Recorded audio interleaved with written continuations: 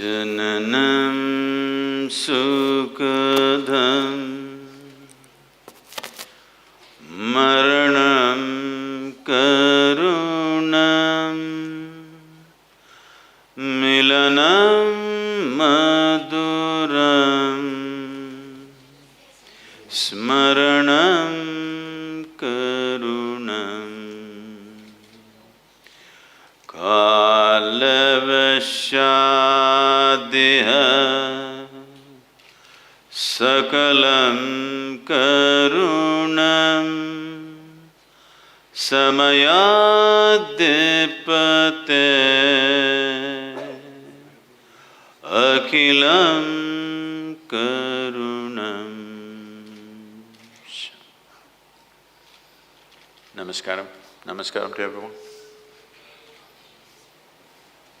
My hearty thanks to you and your team for giving this one of the most honored opportunity to be with you and to listen to you.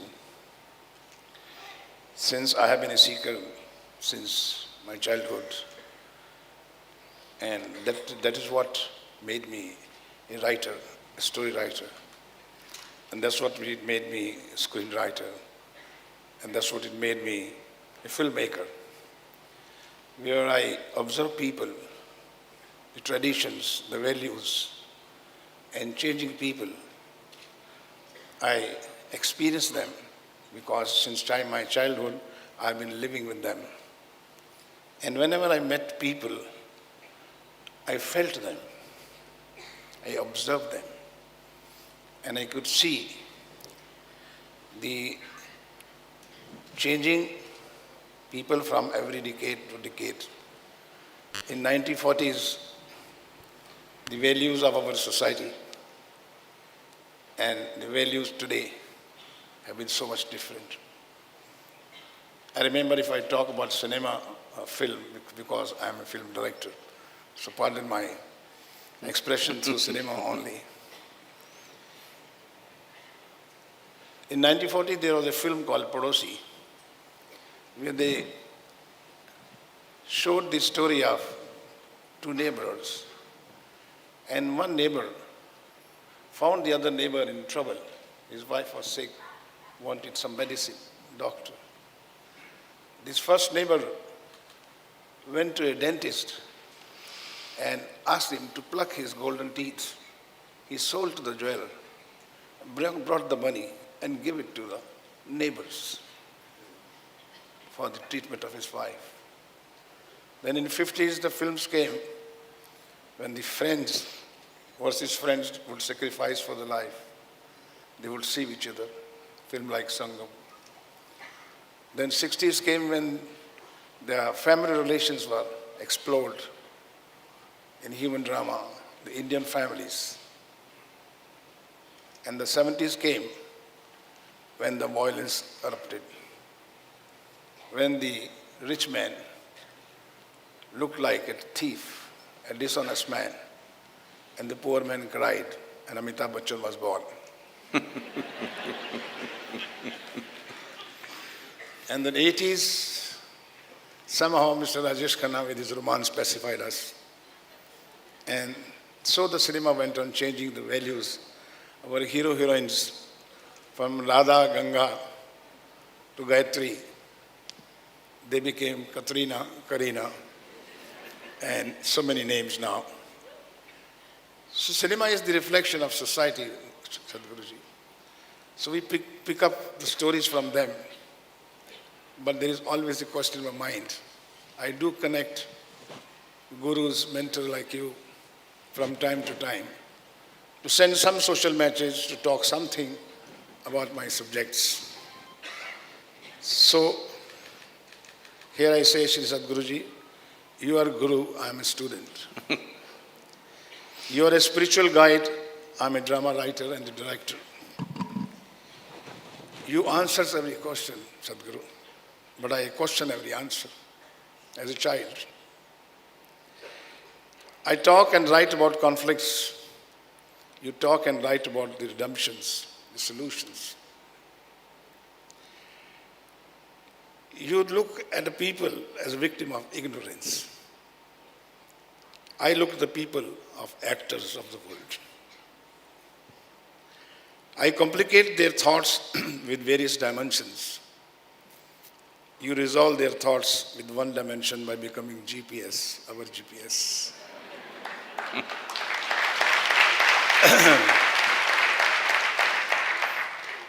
I do not know, Guruji, about the finite to infinite. I do not know the measurable to immeasurable. For me, beginning is birth, end is death, and rest is journey. जो मिला वो मिला, जो नहीं मिला उसका क्या गिला. I do not know no man's land, a distance from a subconscious to conscious, as said by someone of a writer. I am a student, as you are once also a student. So now you're a master, a mentor. I would like to know, sir, what is a good student and what is a good guru or mentor? How would you define a really good student, bad student, good guru, bad guru?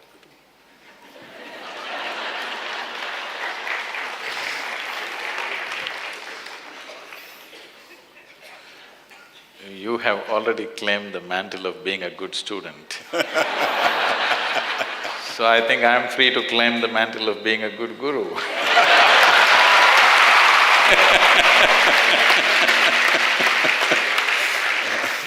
I think it's a deal, huh? Now,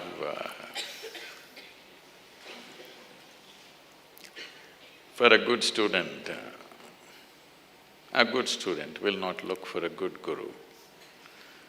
Because if you are a good student, you learn from everything. You're not looking for a good guru. Even if you meet a very bad one, you will learn a lot from that. How you should not be, that is also important. Yes. In a way, this is what happened to me. When my longing came, I looked. I met so many people who claimed to be gurus, but the only thing I learned from them was how a guru should not be. And that's not a small thing to learn. It's a very big thing. It's a very big thing. Like as a director, I always tell my technicians what not to do. I never tell them what to do. So, for a good student, there is no problem. Wherever he goes, he will learn. Whatever he meets, he will learn. Ji. A good guru is one who doesn't teach you anything, but makes you so thirsty, you can't help learning. If people come to me thirsty, I don't give them water, I put salt in their mouth. Yes. They get so thirsty, they got to find it. Because if you show them something which is not yet in their experience, the only choice that somebody has is either to believe what you say or disbelieve what you say. If you believe, you do not get any closer to reality. If you disbelieve, you will not get any closer to reality. It is just that if you believe me, you will have a positive story to tell. If you disbelieve me, you will have a negative story to tell, but you will not be an inch closer to reality. Above all, I think putting people into this kind of a dilemma, either to believe or disbelieve whatever I say or do, I think it's obscene. You should not put people into such a situation. So, my work is mainly, you are a seeker, but not intense enough. So my work is to make you so intense that it cannot be denied to you. Because truth is not hiding, you are hiding from it. Truth is not hiding, Truth is obvious everywhere in the universe. You are hiding from it because the intensity of seeking has not happened. If seeking becomes intense enough, knowing is not far away, because what you're seeking is not sitting on Mount Everest, it's within you. So how long does it take? What is within you, if it takes a lifetime? Of course, you are on a con job, isn't it? Yes or no? It was sitting on Mount Everest, you could not climb. That's understandable. Maybe you don't have the legs and the lungs to get to the top of the mountain. But what is within you if you don't find? Obviously, you're on a con job or no? So to get you out of this deception is all my work is not to dispense truth. Who am I to do that? So true, so true. To be on the lighter note, being a film man, which is your favorite Hindi film? Oh. They expect something from me like this. Oh, To be on lighter note. it's been a very long time since I saw one. Just recently, I think on the airline I saw one, this is about something in a Bihari mountain, I think Manji something. Manj. That's a good movie. Yes, sir. And Manji copied his get-up also, I think. Right? I think it was Yes, very well Manji. done. Yes, I think something like that. And further, more lighter role. Which is that screen heroine you fell in love in your I'm young sorry? days? Which is the heroine, film heroine, Film you fell heroine? in love in your younger age. Me? Oh, Now no. you love human being. No, there were enough girls around in my town.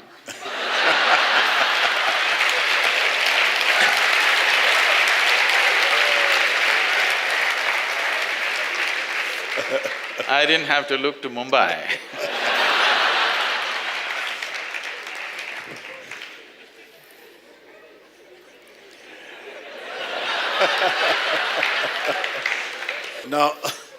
Now, let's come to his affair now, please. Is that Guruji has been talking very fondly about his Chamundi Hills. And I'm fortunate enough to have visited Chamundi Hills. And I shot one of my film called Krodhi on Chamundi Hills. Oh, really? Yes, sir. So I'm very fond of Mysore locations and all those. I made Pradesh and all that. So I remember I was making a film called Krodhi in 1978. And there was a scene I shot because I thought that was the right location for this scene. Can I explain you 1 minute for scene part of it? It was a Dharmender and Pran scene that one criminal has entered into the team of saints in disguise. The Guruji of this team accept him There are as… a lot of saints who don't need any help from outside. So there was a scene when the criminal asked Guru, don't teach me about this God and destiny and all this. I know it all. He said that. I wrote the dialogues. He says, there must be a very smart and very shrewd guy 1,000 years back who created these two worlds called God and the other world called fate. He created world God because he wanted his children to follow what he said, what he wants them to believe. So he made them a fear of God. And fate, he created the world because when child fails in following all the principles laid down by him, he says, it is your destiny, it is your bhagya. So I know it all. And this was the question he put it to Guru. And Guru answered him that there was one Shila in Chamundi Hill we created, and there were some writings on the stones.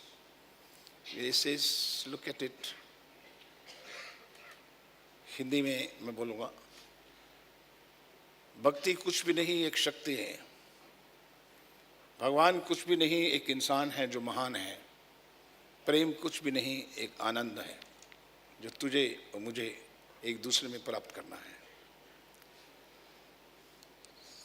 तुम्हारे you have got a wisdom, but there is a layer on you of the worldly pollution. So you are an intellect, you are a man of intellect, but you do not realize the importance of it. So this is why I remember Chamundi Hills, because I wrote this scene there while sitting on the stone. Oh, hope not the Yes, same rock as yes. me. So I thought that is how you become Sadhguru, because you belong to Chamundi Hills. Thank you, sir. Now my short questions in my mind since my childhood is, what is the difference between a rich man and a wealthy man? Who's really rich man? One who has the new currency is a rich man.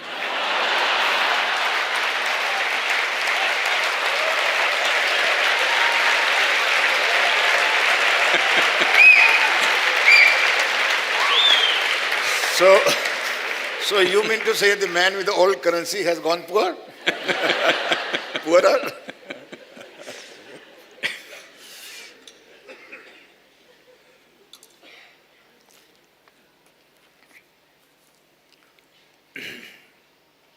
Say, unfortunately, we have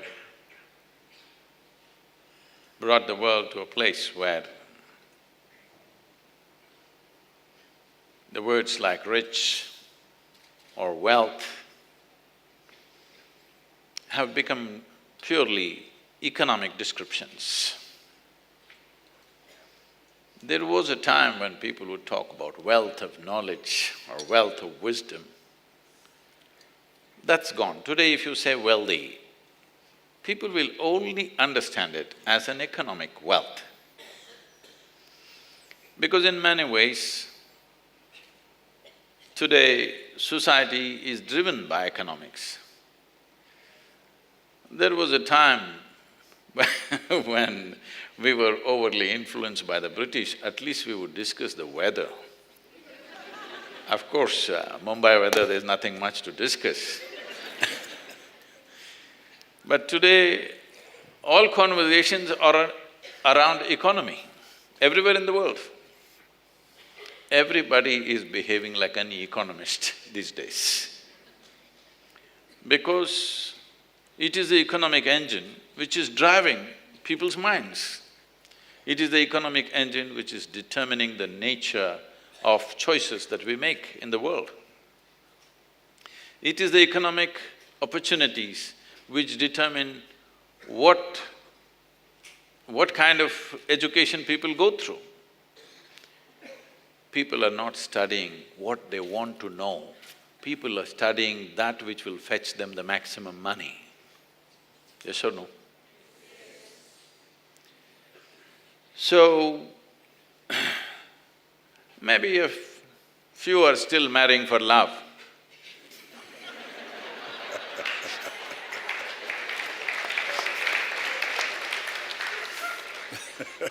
Everything has become economic. In United States, a whole lot of people, before marriage, they're signing a contract. In case we divorce, what's the deal? How can two people become one when this calculation is on? But even the idea of becoming one has been given up. It's always two. The idea and the dream of two people becoming one has been completely given up, because when economic calculation comes, you become exclusive, you can't be inclusive. So economics are ruling us in every way. So when you say richness, when you say wealth, we are only talking about money. Not just richness and wealth. If you say, he is a big man in the town, it doesn't mean that he has a big brain. It doesn't mean that he has a big heart. It means he has a big pocket. Nothing else. This is a very poor way to exist. When we do this, the ladies must know this. When economics become the main crux of everything that we do, the feminine will vanish from the world, or feminine will be subjugated. If women have to succeed, they have to become like men. There is no other way. Masculine will be everything. That means world will become utilitarian. There'll be no aesthetic, there'll be no beauty, there'll be no gentleness. Everything will be a calculation, what is useful, what is not useful, what do I get, what do you get. There will be no home, there will be only a marketplace everywhere. In the marketplace, the rules of the marketplace are like this. If I give less and take more, that means I'm smart. Yes or no? If you go to the share market, you buy for less and sell it for more, that is smart. But life doesn't work like that. Life becomes beautiful only when you're willing to give it all and you don't care what you get.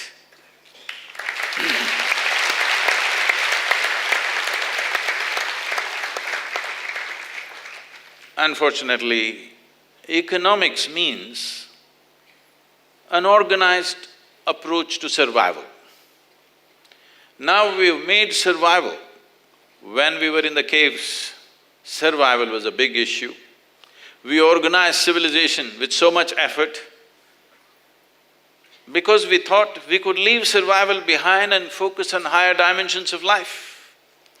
But once again, we have brought ourselves to a place, or bringing ourselves to a place, where survival is supreme. Nothing else matters now. Only thing is, we have raised the bar of survival in such a way that it doesn't matter what you have, you're still trying to survive. Affluent nations in the world, the Western countries where almost every citizen has everything that is needed, they're still fighting for survival. Fighting for survival like nobody else. Yeah. I keep asking the American people, you guys all the time talking about freedom. Where is freedom in your life? Because even if the most significant dimension appears in your life, you can't take a turn. I keep joking with them, some time ago, 2000 years ago, Jesus came and said, "Come follow me." A few people followed him. But today, if your Jesus comes back and says, "Come follow me," where can you follow him? You have a 35-year mortgage on your house. You have still a student loan at the age of 45. You have a car loan, you have insurance, you have this. You're not going to follow, you got a bank to go to. You are not going to follow anything, it doesn't matter, even if a divine entity arrives, you cannot change the direction of your life. This is not freedom. Freedom means you should be able to change and alter your life according to the opportunities that come, isn't it? If something truly significant comes, you should be able to turn around and do something else. Because we have enshrined economics as the highest value, all these things are gone. Everything is about money and wealth means just money again. Most of the wealth that we have today in the world is just made up in people's minds. In 2008, when recession was setting in the Western countries, I happened to be at Davos at the Economic Forum. That year, India was running a campaign in Switzerland. The campaign was India everywhere. All the American and European business leaders were all looking very depressed because recession was coming. That means they had a few $1 billion less than what they had. And they were all very depressed. So depressed means they were very touchy and angry with everything. Indian people were rubbing it in their face. I get down in Switzerland, huge hoardings, India everywhere, on the buses, India everywhere, inside the train, India everywhere. So it was irritating everybody.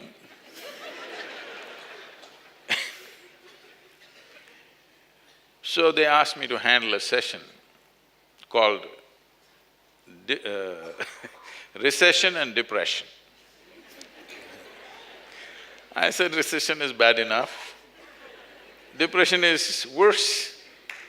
All of you have always been complaining you don't have enough free time. This is the time to walk on the beach.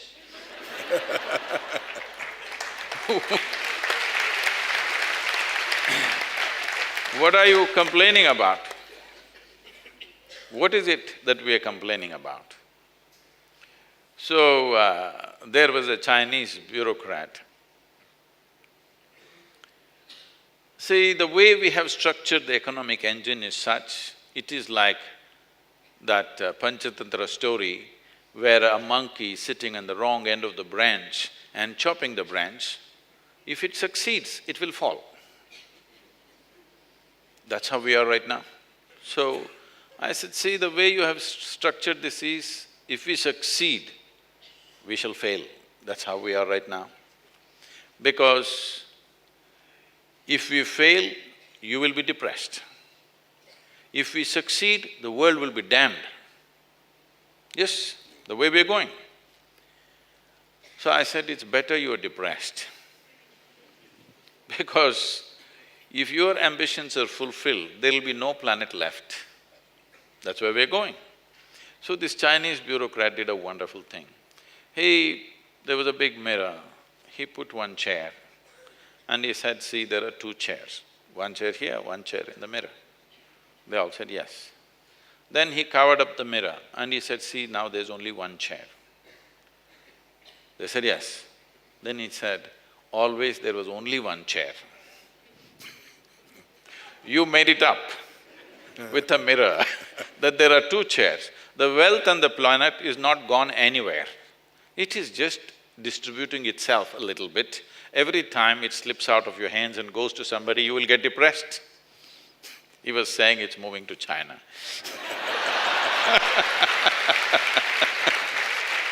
Thank you, thank you. Thank you for sharing the chair also. Here there are two. Two chairs. Thank you very much for sharing two chairs. Now, the other question comes in my mind, sir, about the education to children. There is a slogan going on in our country, right to educate, right to education. And I always feel that more than right to education, there has to be a right kind of education. Because educating CAT, CAT is a bad, it's not a right education. Right kind of education is more important, that's what I feel and I say. Where do we lack the whole process of education for so many years, say rather century or 80 years, that we have not been living with the intellectual power till now. We face that, say, India is not is economically poor. India is intellectually poor at the moment because there has been a big gap of the whole process of education, the right kind of educations to all our children. What is your take on it, Sadhguru? Say, India is definitely not poor on intellect. I would say… You are one, we are thousands. No.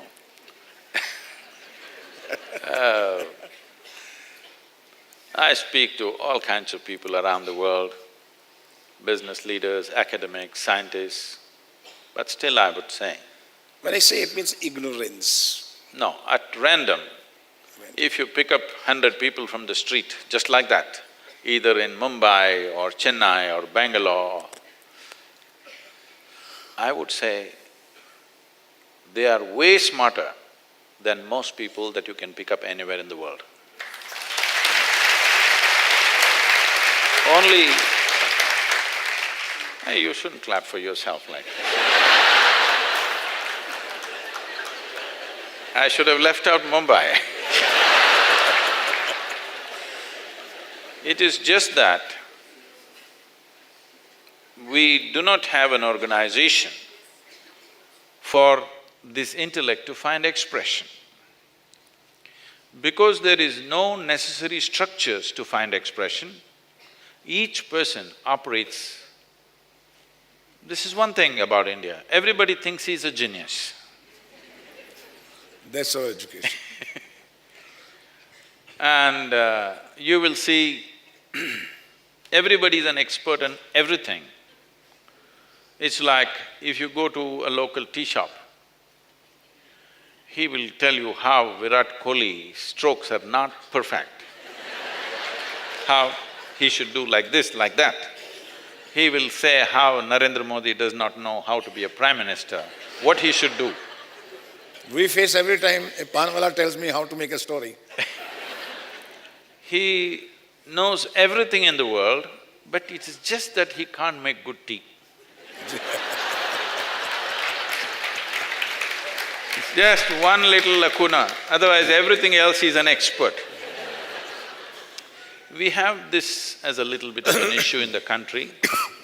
This is mainly because there is no outlet for this enormous intellect that country has. There is no structures for people to find expression to that. You just see, take Indian people and put them anywhere, they're just on the tops. Survivors. It's not about surviving, they're thriving. Right. Because once they find proper structures and they understand the structure, you can't stop them because there is a necessary intellect. This is a consequence of a very huge history, a cultural history that we have. Today, there are experiments to show, like for example, if you… let us say you put the smell of this flower on some food substance and keep it in front of a rat or a mouse, and when it goes and touches it, it'll get an electric shock. If you do this a few times, next 7 generations, those rats will not go towards that smell, all of them understand. This is their learning. So similarly, within the human being, a lot that was done in the past, which we call as samskara, that means intrinsic learning that we have, is still paying off, or in other words, we're still surviving on old food. It is time that this generation gets the right stuff. But that's not happened yet, because our education systems and every system that we had has been disrupted badly in a systematic way, because we've been an occupied nation for nearly 1,000 years. Yes. Some came and just ravaged everything. Others came and systematically destroyed everything. And they created an education system which was mainly towards obedience and clerical kind of work to serve Her Majesty's service. In 1947, when we got our independence, we should have seriously thought about what kind of education does India need? We must understand this. Without any infrastructure, literally without infrastructure, without any kind of education, our farmers are producing food for 1.25 billion people. Yes. This is knowledge. Why is this not knowledge, I'm asking? Why is this not knowledge? Why is this not competence? I was talking to a group of CEOs, I was just telling them, say, I'll give you 10 acres of very fertile land. You do one thing, I'll give you a couple of 2 different crops. You take out the harvest, let me see. All of your MBA, whatever. You take out a crop, let me see. It'll freak the hell out of you, I'm telling you. It's not easy. I've personally farmed, I know what it takes. It is… the more educated you are, the more difficult it becomes. Really, because जितना it अक्लमंद takes उतना a close sense of involvement with what you're doing, and from ploughing the land to the seed to taking the crop out, it is not an easy process. But our farmers are just doing it like that, as if it's just part of their life, something that they just inherited. This is a nation with over 12,000 years of agricultural history, the only land like that on the planet. In southern India, they are farming the same land for over 12,000 years. There are certain records which show this. So there is knowledge like this on various levels, but we have tried to push everything aside and reinvent the wheel. Once again we want to learn ABC and do it like this. So there is a disruption in the intrinsic learning that we have and the school learning that is coming to us. I'm saying, just read a book, however educated you may be, read a book and make one good sambar, let me see. It won't come. Yeah. That's exactly the question is, yeah. Because we are thinking only what is written in the book, A plus B equals C is only knowledge. Why is not making a wonderful sambar knowledge? Why is not growing a crop knowledge? Why is not making a pot knowledge? Yes. We have very constipated sense of what is knowledge. The school system. Because this is come from elsewhere. Some Indian student in Oxford, I was just not even a month, 3 weeks ago I was speaking at the Oxford Union, in Oxford University. One of the Indian students has filed a court petition that he should be compensated for the boring classes that they're teaching in Oxford University. I was very happy. That's why I never went. Yes, yes.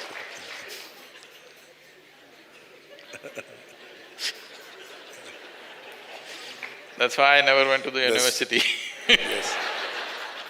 That amazes me. That is why the school system, the textbook, the 6 answers to the exam, 6 questions in the exam, after studying whole year, it really amazes me. That is why I always feel, why not the internal enlightenment to the children?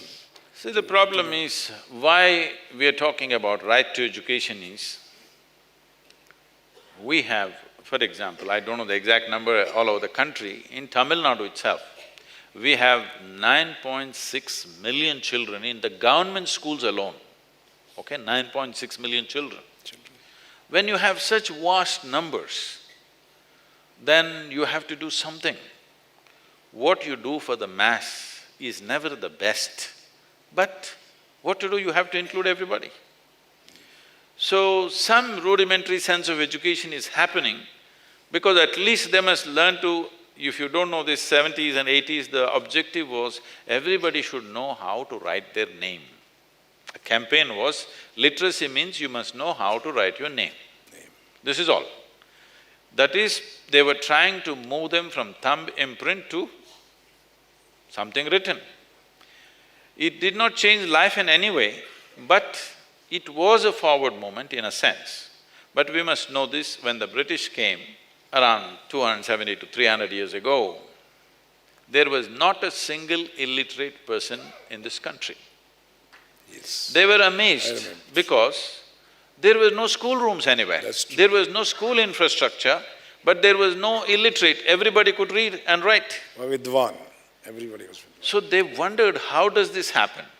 Then they realized the system is so organic that it is simply happening from within.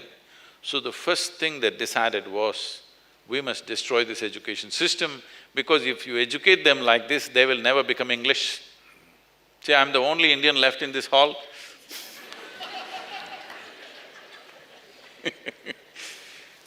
So, this system of education that we have inherited from those who occupied this nation, so we must understand this. You never take advice from your enemy, isn't it? If you have some sense, I'm saying.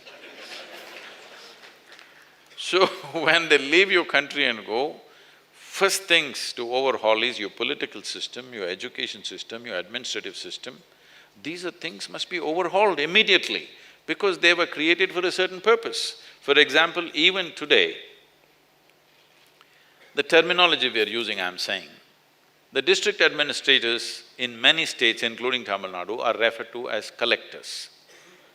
In the British time, they were just tax collectors. Tax collector. Their only administration was to collect tax and take it back home. Even today, our administrators are called collectors. What are they supposed to collect from us? I'm saying we didn't change anything. We were just lazy, we were just happy that we have become free. But freedom is a terrible thing.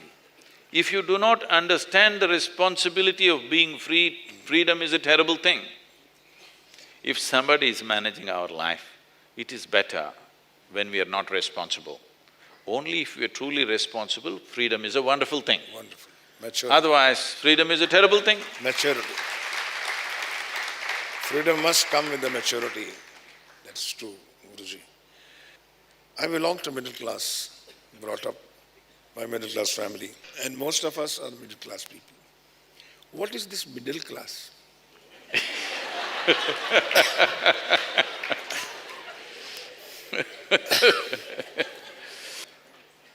I'm doing well, I'm educated, I'm graduate. Still they call me you're middle class. And most of us run the country. See, this is an aspirational thing. When large segments of the world, of the country were in extreme poverty, the aspiration was to become middle class.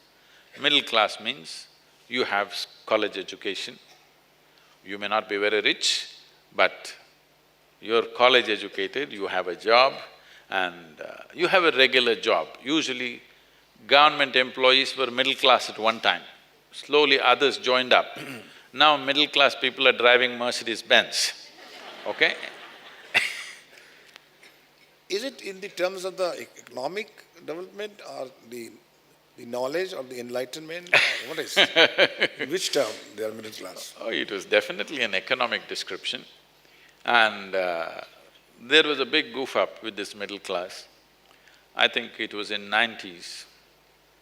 A certain US firm came, which was… I forget the name of the firm.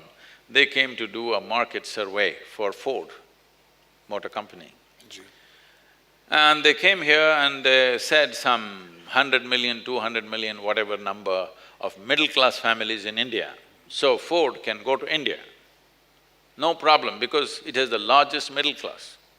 So Ford came and set up the plant at that time. And they couldn't sell 10 cars. Then they found out a middle class in India is earning 10,000 rupees a month and he can only cycle to his office, no question of he buying a car. It took them a while to understand, everybody have their own idea of middle class. They thought middle class means in America, middle class means somebody who's earning somewhere between $30,000 to $100,000 is middle class. Here at that time, India's middle class is, if they earn approximately 10,000–15,000 rupees per month, they were middle class, which is just $300. So, everybody has their own idea of middle class, but we can take this to another place. Now you are claiming you're middle class. Because it always… I wonder, middle class means na idhar ke na udhar ke, neither this side nor that side. Neither I have an identity, whether it's poor or rich, they are clear about themselves. When I'm a poor guy, he is clear that I'm a rich guy. Now the middle class is neither this way nor that way. In what terms? That was bothering me, but you answered… Aspiring to be rich but haven't made it.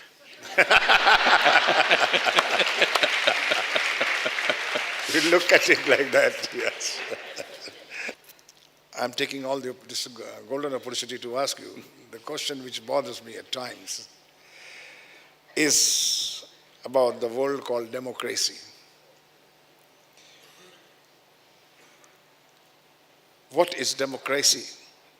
And what should be the relationship between the leaders and the people, the government and the people? And in growing democracy, who gets corrupt first?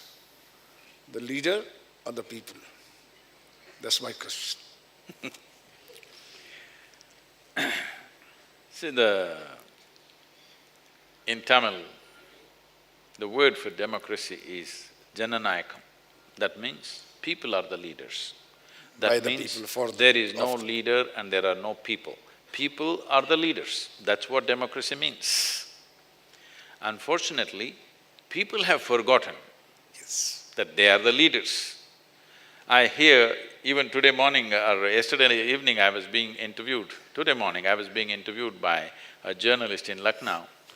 So, he said, these politicians. I said, there are no politicians, they didn't fall from the sky. They're just you and me, somebody who's willing to do the dirty job for you. Yes. What you think is dirty and you don't want you, yourself or your children to get into, somebody got into it for you. Yes? And once you get there, the entire game is such that it just dirties your hands, you can't help it. It's become like that, the system. So in democracy, there is no leader and people, it's people and people. But obviously there are leaders, there are people today. That is because we have allowed it. Otherwise, every 5 years, you could stand up and become a leader, that's how it should be.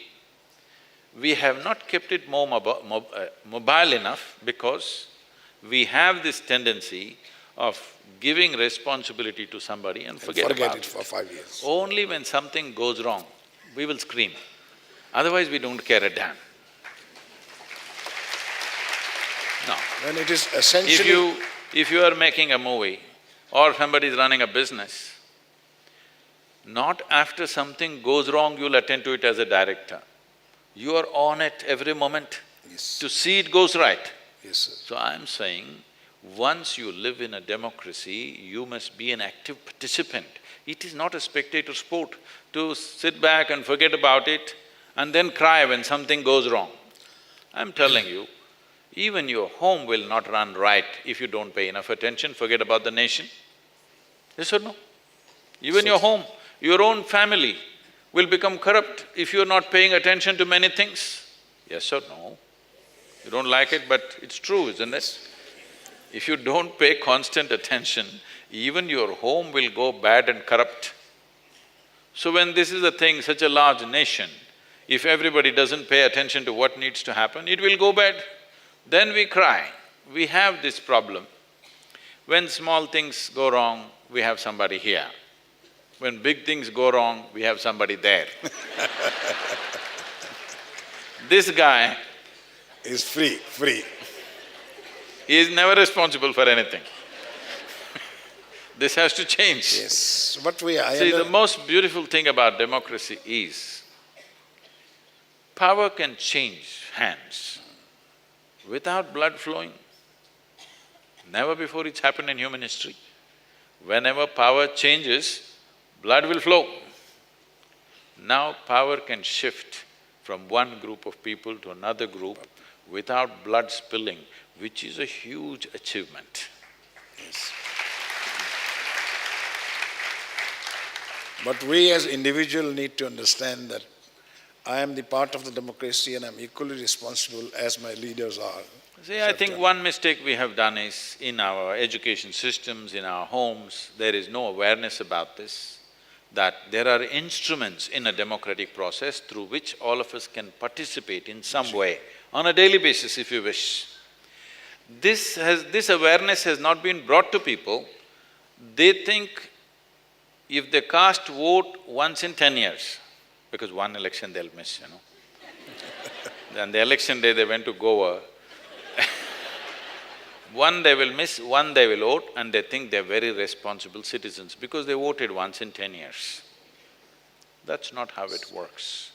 You need an active participation. Then only democracy will work the way it has to work. Right now, our idea of leadership is, if we find a good leader, we will start worshipping them. A good leader does not need worship. What a leader needs, if somebody is… a competent leader comes at the top, What he needs is, he needs many layers of leadership so that he will find traction to what he wishes to do. But you will see if a good leader comes, he will spin on the spot because there is no traction down the line. Either there are worshipping people or those who are busy with their own stuff. So we need to understand, democracy means we have taken the nation into our hands. We need to make it happen. Somebody will guide it, somebody will make policies, somebody will take some decisions, but the nation is run by the people. If we don't get it, then we will always be just complaining, we will not have a great nation. If we want a great nation, we have to stand up and take charge of this country. Taking charge of the country does not mean usurping power tomorrow morning. No. Where we are, what roles we have to play, we should be doing our best. People are always talking about politicians being corrupt. But I'm asking you, if there is no policeman on the street, how many people will stop at the red light? I think about 10%, I'm being generous, I know. About 10%. The rest, if you elect any one of them as the chief minister or the prime minister, what do you think they will do? Because they're lawbreakers anyway. I see, normally I land in Coimbatore late in the night, 10 o'clock, 11 o'clock, 1 o'clock, whatever time, and I'm driving from the airport, red light, I stop. There's one little TVS moped guy who's parked behind me, kee, he will do. Then I don't go till the green light comes. He comes next to me and says like this. What's wrong with you? He thinks I am a fool, all right? Exactly. His thing is, no policeman, what are you doing here? Go. So if you make these people if you put these people into positions of power, what? People who are in positions of power are on spotlight, so everything that they do is seen. But corruption is all-pervading, isn't it? Within the house, between a girl child and a boy, there is a distinction. This is corruption. Between a right hand and left hand, one is superior, one is inferior, this is corruption. Sure.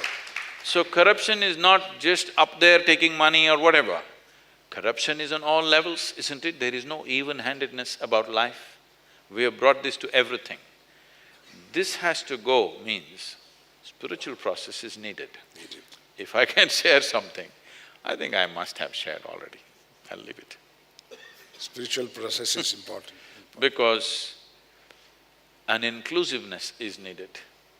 You must transcend looking at things as superior and inferior, one is higher, one is lower. You learn to look at everything. This is one thing that happened to me very early. I realized I don't know anything, so I started paying attention to just about anything. One thing I discovered with people around me was, they could pay attention or they would pay attention only to those things that they thought is important. Rest of it, they learn to ignore. I couldn't do this because I couldn't decide what is important. I found the ant crawling on the floor was far more important to me than my father who was asking me to do something at that moment. I'm saying, yes, it was. It is so for your child also, isn't it so? Your child is looking at the ant. Does he not think the ant is more important than you at that moment? Yes, he does, because it's more interesting than you. It is. It is the finest piece of mechanics that you can find on the planet. If you could build an automobile like an ant, whoa, it would just go anywhere, Yes. So, I got into this mode of paying attention to just about anything, because it never occurred to me something is more important, something is less important. My father believed that he's a disciplinarian, so he thought. So evening 7 o'clock to 9 o'clock in the evening, me and my siblings must study something, textbook. And he will be sitting there reading some magazine or newspaper so that we study. I have no issues about all that if I just open my book. I just open somewhere. I never had the habit, even today I don't have the habit, I always open somewhere. If I read one page, I know the author's mind through and through, so I don't read beyond that. So I open somewhere, and on the page I find a small speck of something, some flaw in the page. Ji. If I just look at it, it held my attention. Entire 2 hours I was like this, looking at the spot. I never read a single word, nor did I look up anywhere. I just got absorbed into this little spot. There was enough in that little spot to keep me engaged for 2 hours. Why I'm saying this is the biggest mistake we are making with life. We are setting this up in our children's minds. This is God, this is devil, this is superior, this is inferior, this is mine, this is not mine. In this you're causing corruption. You're bringing corruption to the infant, to recognize one thing as high, one thing as low, one thing as mine, one thing as not mine. Here, corruption has started. If you make this child that you brought him up like this into Prime Minister, of course he will be corrupt. Whatever, by getting into a position of responsibility and power, it only gets magnified. Somebody doesn't just get corrupt the moment they get there. They've been corrupt all their life, they've been trained in corruption by their parents and their society. Now it got magnified because the opportunity is magnified. Yes. So corruption is not up there, corruption is everywhere. If you are concerned about corruption, just sit at home and see how many things are there in your life which you need to iron out. Yes or no? If you don't take this out, you have no right to complain about corruption. Because corruption is in your home, corruption is in your mind, corruption is all around you. It is just that those who are in positions of power, you expect them to be clean. I also do, but I don't believe that will happen unless down the line also we aspire for that in our lives, because the kind of people we are, that's the kind of leaders we elect, isn't it? We have some aspiration to change it, but we are not determined to change it. Something that is negative, something that is rotting in a society will not go away unless we're determined to change it. Strong determination to change it, otherwise it will just go on. Rot is not something that you can simply get rid of, because rot spreads by itself. It is cleanliness which doesn't spread by itself. You have to do the cleaning, but rot spreads by itself. So corruption spreads by itself. If you want to bring cleanliness, you have to strive. First of all, bringing it into your life, otherwise it's not going to work. We'll only talk about it. Sadhguru, you're a master of knowledge and history, mythology, everything. And I feel that I'm a child of ancient India, and I know Indian 1,000 years back, Indian 100 years back, and Indian today. 1,000 years ago, this is how they looked. Not to the get-up. How I have changed from 1,000 to 100 to today, and why I have changed. Is it a better or need to be better? What is the change you're asking? Yes. What's the change as an Indian? How much we have changed? When we talk about India, 1,000 means we are talking about recent times. Ancient time. Recent. Recent, 1,000 years, yeah. Like 4,000 to 5,000, yes. So, India as a culture exists for over 12,000–15,000 years. At one time, we became a nation with enormous intellect, enormous capabilities, very crucible of science, mathematics, Yes. astronomy. The greatest scientists in the world have acknowledged modern science could not have taken a single step without the mathematic that came from India. So there were tremendous minds that we evolved because we had what is called a Samskriti. Today we have Isha Samskriti school which is on these lines. Samskriti means… Sam means equanimous and exuberant. Kriti means way of doing it. That is, getting life to a place where it is exuberant and equanimous. If you keep your life exuberant and equanimous, now this life will be full-fledged life. This is the aspiration of every life. Whether it is an earthworm or a bird or a tree, all of them are aspiring to become full-fledged life. So is a human being. Only thing is, we know what is a full-fledged earthworm, we know what is a full-fledged bird, we know what is a full-fledged tree, but we do not know what is a full-fledged human being. No matter what you become, still you feel it's not enough. It doesn't matter what you have become. In somebody else's eyes you might have become big, but within you, you know this is not enough. Because what is human is a limitless possibility. Expansion. Because for every other creature, nature has two lines. Between these two lines they live and die. For a human being, there is only bottom line, there is no top line. So most human beings are suffering their freedom. If you're suffering your bondage, understandable. But if you're suffering your freedom, that's a bad thing. But that's what is happening. Human problem is what to do with myself. Whatever you do, it's not enough. Whatever you do, it's not enough. If you had come like any other creature, your survival taken care of, everything is fine with you, isn't it? Eating, sleeping, reproduction, if it happens, you are fulfilled. Like But that is not the thing with human. When these things are in question, they are big. Once they happen, they are nothing. So, this transition, what you're talking about, historical movement of human beings in this country, there was a time when we hit a peak. But we became so absorbed in finer aspects of life, that we did not have fighting men. Our biggest strength was, we were placed in a geographical crucible where we were well protected. We call this Hindustan, not after a religion, as people think it is today, or some people think it's after a language. No.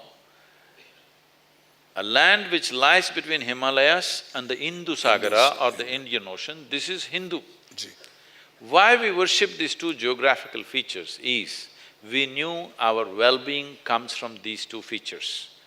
The Himalayan ranges and the Indian Ocean protected us, so we could focus on the development of the human being. When every other society was constantly ravaged by external forces, we remained untouched for a long period of time. But when people came, they did not come as invaders. They just came in few hundreds, 100, 200 people. They were actually bandits. They wanted to rape, loot and run. But then they found people were so docile, people were deeply involved in spirituality, mathematics, music, astronomy. Somebody who's looking at the stars can't fight. Someone who's singing music cannot fight. Somebody who's counting numbers or doing mathematics cannot fight. They found this was such an easy land. Bandits became emperors.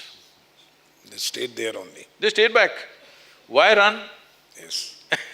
They decided to stay back and they became emperors. And these are not people with any administrative skills. They were barbarians. So they ruled that way. So immense suffering happened. But we had an evolved sense of intellect and philosophy and ideology through which we survived. It doesn't matter how you beat them, they didn't fight back, but they survived. They not only survived, they kept their culture, they kept their samskriti, they kept their tradition to whatever extent they could and survived and survived and survived. after over 1,000 years of invasions and all kinds of rules over us, still this is the only culture on the planet which still has a flavor of its indigenous origins. Everybody else is totally wiped out.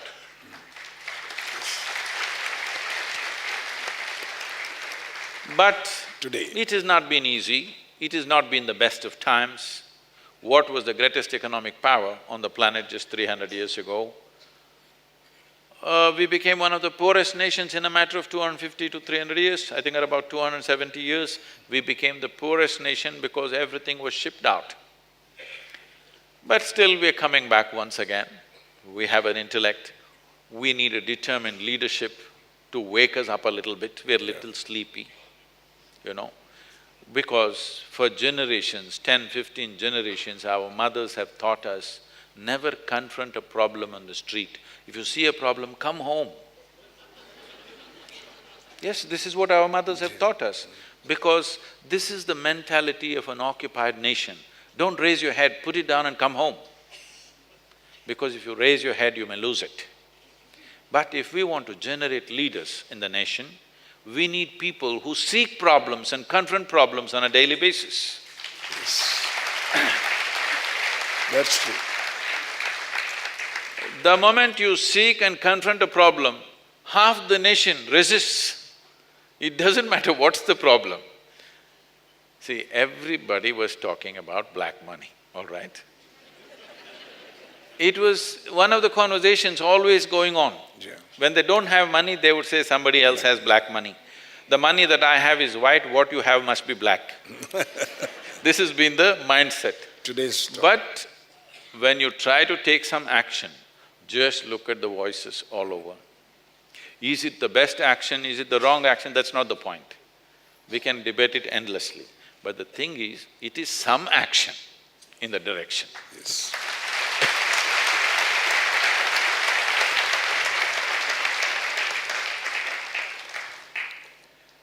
We talk about Sanskriti, you said about Sanskriti. And I wonder since my childhood that in my home and other places also, I always find Pandits chanting Sanskrit mantra. We get married with the mantras around in Sanskrit, whether we understand them or not. You're not supposed to understand all that. That is what I was told. And everywhere I find mantras and Pandits and all auspicious occasion or whatever the occasion is. And we respect somewhere, like the back of our mind, we respect our language, ancient language, Sanskrit. But when it comes to our kids to learn Sanskrit, we tell them, learn that language which gives you a job. This will not give you a job. And we are very shy to allow them to learn Sanskrit. Why it is so, Sadhguru? So this is, as I said, we have experienced 10, 12, almost 15 generations of abject poverty. So when we are in such a state of poverty, our only concern is our children should somehow survive. Somehow get one degree, get a job. This used to be the mantra in 60s and 70s. Get a government job, somehow. Yes. Or become a doctor, that's the best thing, your life is made. Somebody else gets sick, but your life is made.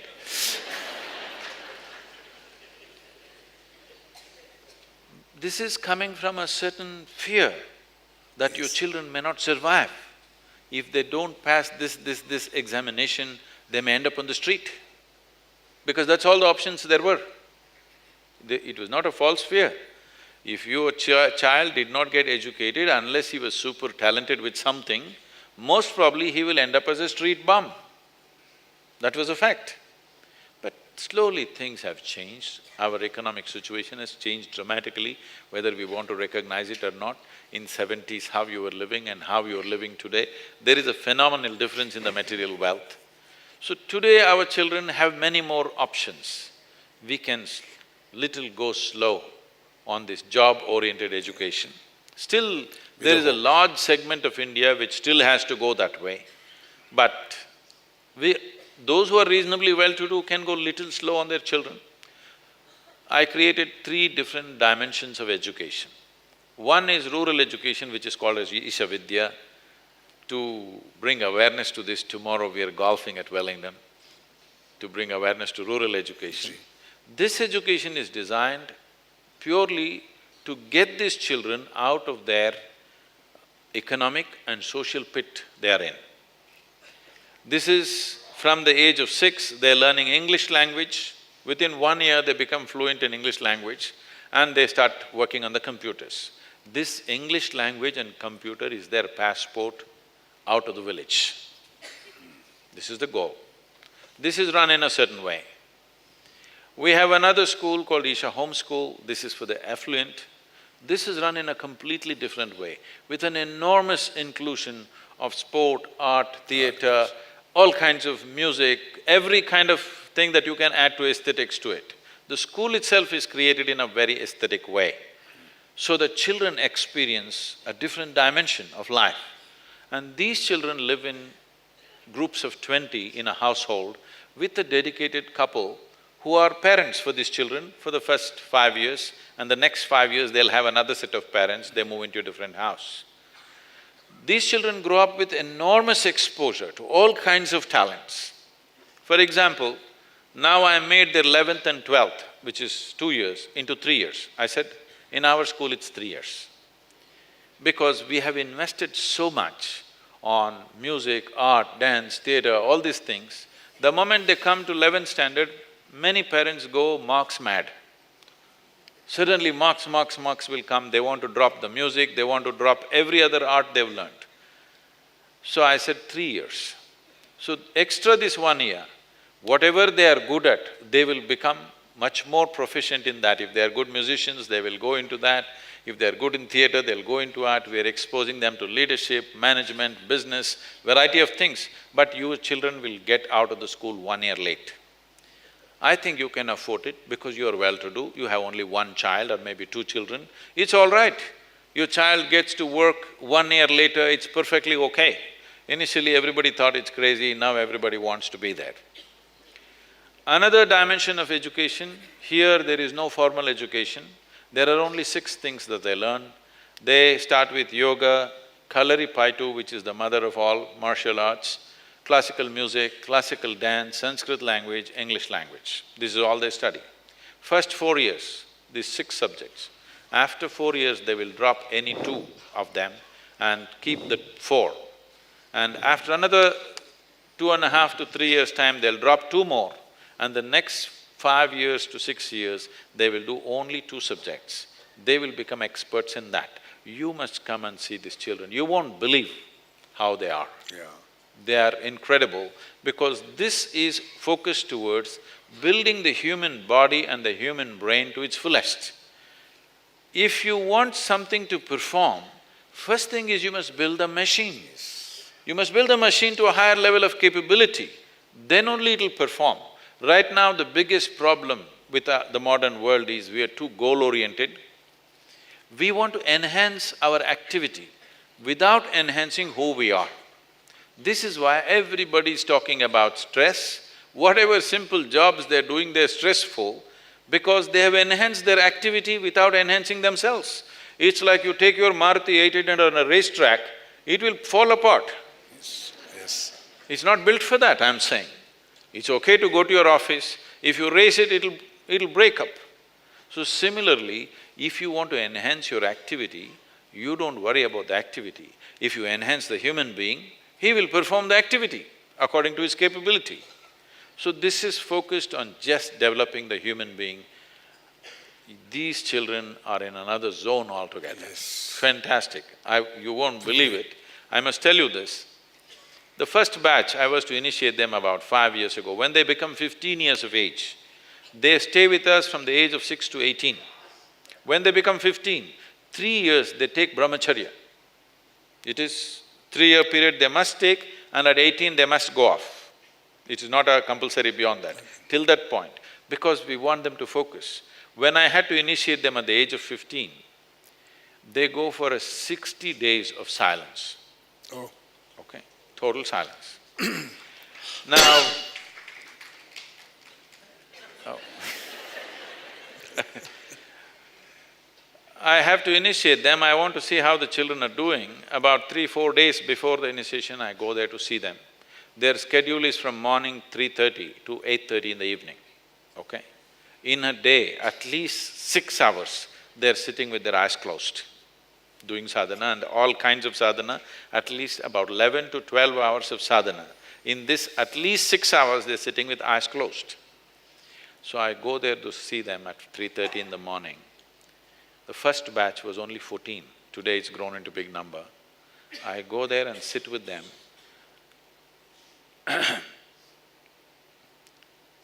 Nearly half of them are girls and the rest are boys. I went and sat, I just looked at these children. They were literally glowing. I sat there and wept because I was not like this when I was 15, I know that very well. These children are literally glowing like lights. They're just sitting like this, unmoving. I just sat there for over 2 hours. They didn't move a bit. They just sat like stone. I just bowed down to them and came. This is fantastic. They are only 15-year-old children. That is exactly what when I said, the right kind of education. This is the right kind of education. Yes, but at the same time, as I said, we are a huge population. Yes. If we want to improve It has our to grow. education, if we want to improve our education, if we want to improve nourishment, if we want to improve the traffic situation, if we want to improve anything in this country, we have to reduce our population. There is no other way.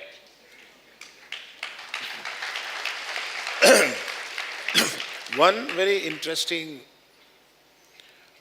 question in my mind I have been facing since my childhood. We are talking, all this due respect to the belief of every guru and… No, you don't have to respect my Yes, belief yes. because I don't have any. When you were talking about the Adi Yoga, the great Lord Shiva, I remember my mother used to go to Lord Shiva's temple and I used to accompany her. And she would tell me that this Lord Shiva belongs to the 3 lokas: Dharti, Akash, Patal. So my father brought one globe showing the geography of the earth. And I asked my mother, is Lord Shiva, you were talking about the 3 worlds. I turned the globe. I said, does these Americans know Lord Shiva? So is Lord Shiva is territorial or the universal? That still question lies on me. Let's understand this in the right context. The word Shiva, Shiva means that which is not. That which is physical creation. That which is not is that which is not physical. That which is not, where can it be? In India or America? Or on this planet or in another galaxy, where can it be? It's everywhere. So, there is a dimensionless existence. So we called it appropriately Shiva, that means that which is not. Today modern scientists are saying that nearly 99% of the cosmos is empty. But not that there is nothing. There is something, but it is not something. Because our idea of something is, we should be able to perceive through 5 senses. See, right now what you can see and what you cannot see is this. You can see my hand because it is stopping light. Anything that is not stopping light, you don't see, isn't it? Right now there is air here which you're breathing, which is most vital for your existence, but you don't see it. You don't see the air unless you live in Delhi.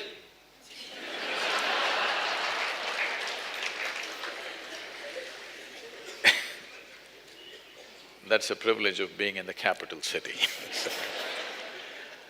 Now, if you look up in the sky, you see the stars. But stars are a small happening. The real thing is the vast emptiness. So this we refer to as Shiva, that which is not. Today modern scientists are saying this vast space has a tremendous amount of energy, but it is not any of the energies that are measurable by us, like electromagnetic waves or weak nuclear energy or strong nuclear energy or electrical systems or microwaves, none of these things. It is none of the measurable energies. But there is no denying it is tremendously powerful. So we said, Shiva means that which is not. And we said it is in the lap of Shiva that creation happens. At the same time, we called Adi Yogi also the Shiva because he perceived that which is not. You are who you are, people call you a director, a film producer, why? Because you perceived something. If you did not perceive that, they would not recognize you as that. So we recognized Adi Yogi as Shiva because he perceived that which is not. Because he perceived that, we called him also Shiva. Then maybe there are any number of people, at least in southern India, almost 90% of the males are named after Shiva. We called that man also Shiva because we know if he does the right things, he can also realize that he is Shiva. We named our dog also Shiva. Yes, because we know he is also made of the same stuff, but he does not know. But we must remind him by naming him Shiva. We'll call the dog also Shiva, Shiva, no problem. In another country, in another religion, they would be very insulted if you named your dog by their god's name. But you'll see in the villages, dogs, only in the cities they have this problem, all their dogs have English names.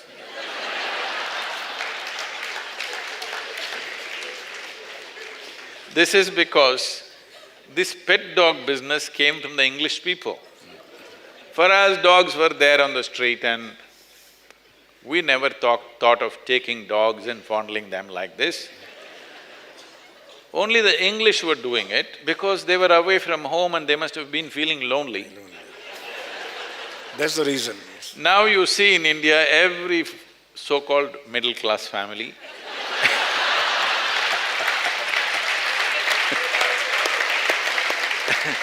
all their dogs have English names.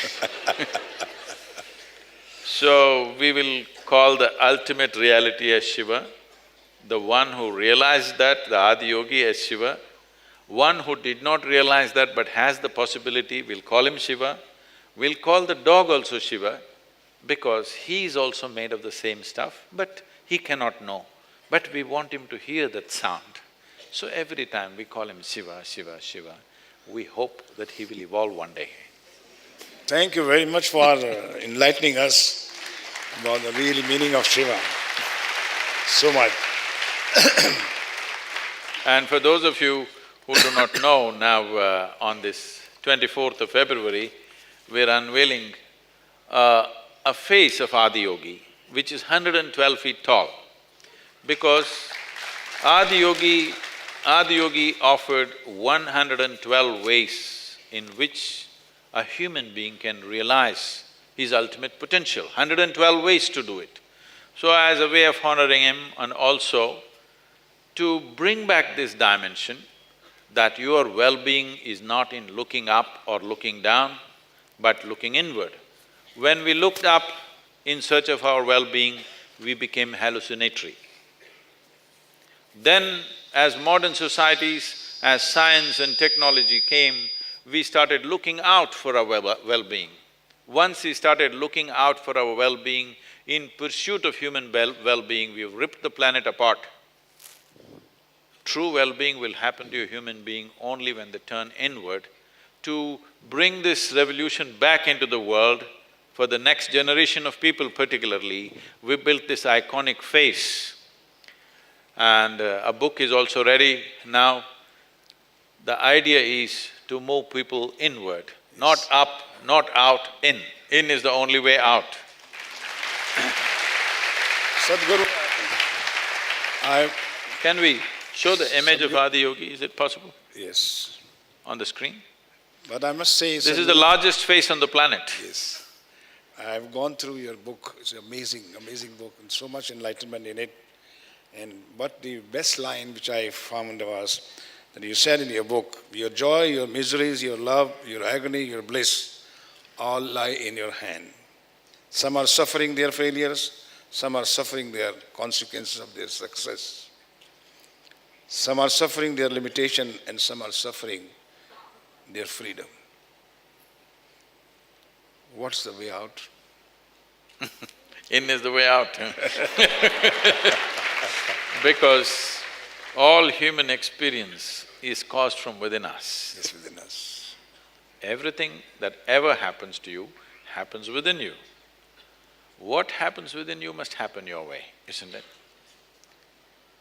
Right now, we are trying to fix the world to fix this one. Yes. It's not going to work like that. If you fix this one, then we can create a world the way we want it. But right now, we think by fixing the world, this is going to be all right. It's not going to happen like that. It's great, great enlightenment.